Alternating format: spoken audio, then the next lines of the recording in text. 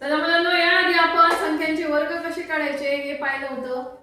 आज आपण संख्यांचे घन कसे काढायचे त्याच्या ट्रिक्स पाहणार आहोत. पण त्या अगोदर आपल्याला 1 ते 10 अंकाचे घनपाठ असणं आवश्यक आहे. आणि मोठ्या संख्येचे घन कसे काढायचे त्याच्या ट्रिक्स आपण पाहूया. पण या ट्रिक काढताना काही अटी आहेत. त्या 4 अटींनुसार आपण ते पाहणार आहोत. सुरुवातीला 1 असणारे जे संख्या आहेत त्यांचे घन कसे करायचे, नंतर शेवटी 1 असणाऱ्या संख्यांचे घन कसे करायचे, किंवा सारखे अंक ज्यामध्ये आहेत अशा संख्यांचे घन कसे करायचे, आणि वेगवेगळे अंक असणारे जे संख्या आहेत त्यांचे घन कसे करायचे. आता ट्रिक्स या वेगवेगळ्या आहेत. सुरुवातीला आपण 1 असणाऱ्या संख्यांचे घन कसे करायचे पाहूया. 12चा घन कसा काढायचा. तर यामध्ये काय करायचं आपल्याला, इथं 4 कप्पे काढायचे आणि या कप्प्यांमध्ये आपल्याला या संख्या मांडायच्या आहेत. बघा, सुरुवातीला 12 जे आहे, 12 मधले जे 2 अंक आहेत 1 आणि 2 ते इथं लिहायचे आपल्याला. आणि त्यानंतर शेवटचा जो अंक आहे 2 याचा वर्ग आपल्याला इथं लिहायचा आहे. 2 चा वर्ग किती आहे? 4 आहे, तो इथं लिहायचा. आणि नंतर शेवटच्या कप्प्यात 2 चा घन लिहायचा. 2 चा घन किती आहे? या 4 संख्या आपण इथं मांडल्या. मग आता याच्या खाली आपल्याला काही संख्या मांडायच्या. त्याच्या आधी काय करायचं, शेवटचा अंक आणि सुरुवातीचा अंक याच्यामध्ये आपल्याला काहीच लिहायचं नाही. फक्त मधल्या 2 अंकांखाली आपल्याला संख्या लिहायच्या आहेत. मग त्या काय लिहायच्या, तर जे 2 अंक आहेत त्याची दुप्पट करायची किंवा दोन्ही करायचे आणि ते इथं आपल्याला लिहायचं आहे. आता 2 गुणिले 2 किती होतात? 4 आणि 4 दोन्ही 8. आणि मग यांची बेरीज आपल्याला करायची आहे. बघा, 8 4 आणि 8 12 झाला 1 7 आणि हा 1, म्हणजे 12चा घन किती आहे? 1728. अशा प्रकारे ज्या संख्यांच्या दशक स्थानी 1 आहे अशा 2 अंकी संख्यांच्या घन आपण या पद्धतीने काढू शकतो.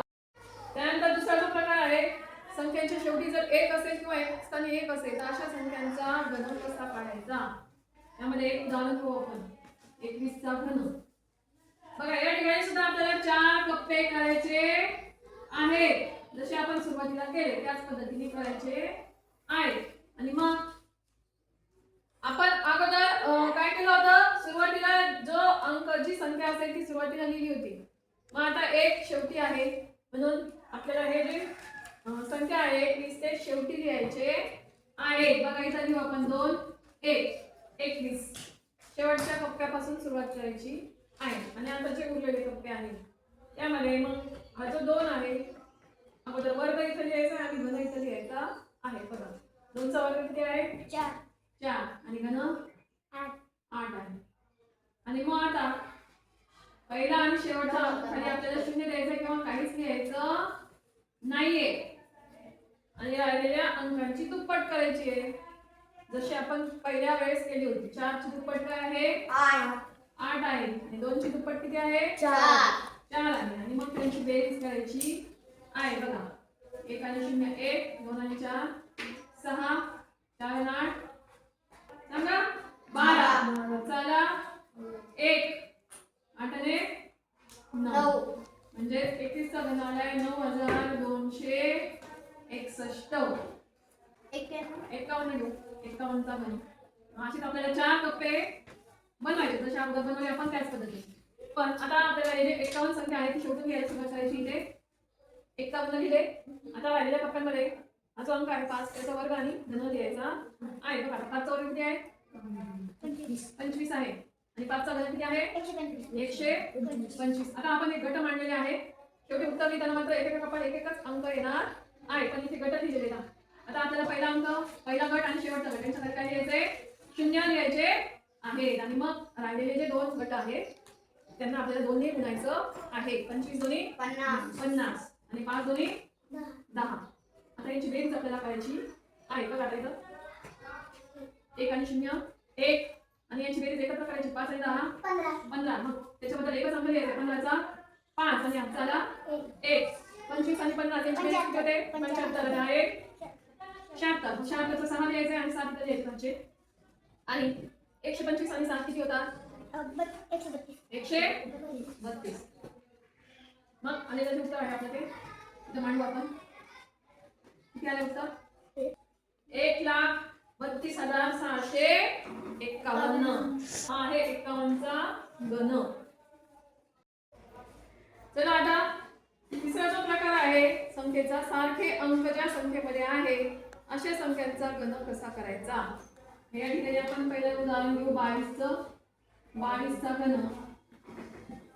या ठिकाणी सुद्धा आपल्याला 4 कप्पे करायचे आहेत आणि मग या 4 कप्प्यांमध्ये काय लिहायचे आता आपल्याला इथं सारखे अंक असल्यामुळे इथं थोडासा वेगळा नियम आहे. इथं दोन्हीकडे 2 आहे मग आपल्याला या 2च्या घन सगळ्या कप्प्यांमध्ये लिहायचा आहे. म्हणजे या 2चा घन किती आहे 8 8 8 आणि 8 4 कप्प्यांमध्ये या संख्येचा किंवा अंकाचा घन आपल्याला लिहायचा आहे.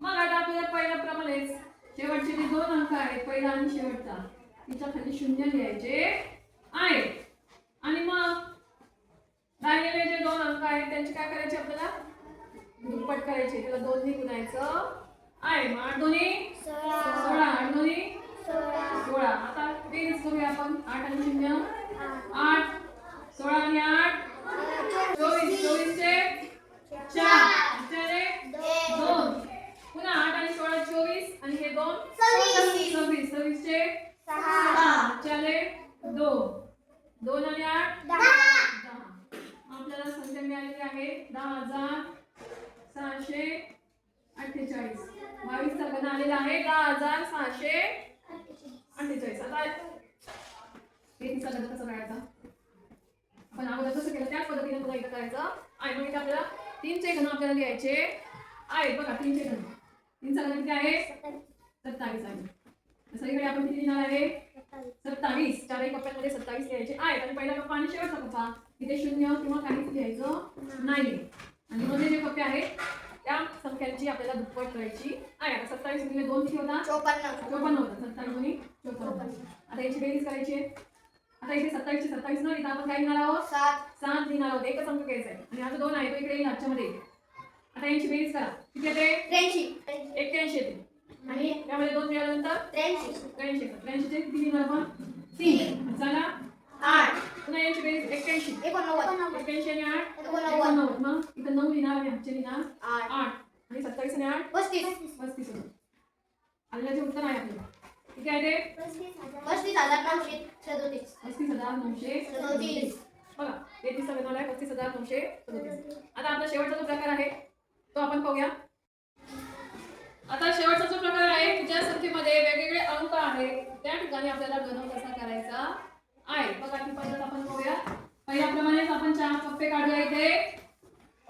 त्यानंतर आता इथं थोडंसं वेगळं आहे आपल्याला दोन्ही अंकांची घन करायचे दोन्ही अंकांचे 2 चा घन किती आहे घन 8 आहे तो पहिल्या कप्प्यात लिहा पहिल्या अंकाचा घन आणि जो शेवटचा अंक आहे त्याचा घन शेवटी घेऊया आपण 27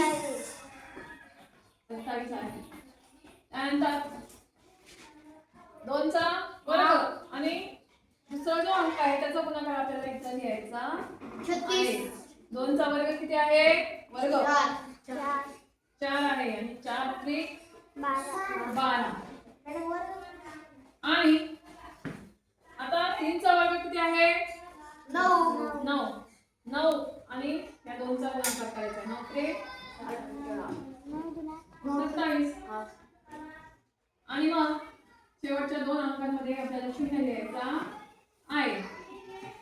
आणि आता जसं आपण मधल्या अंकांची दुप्पट करायचं तसंच करायचं 12 दोन्ही 24 आणि 27 दोन्ही 54.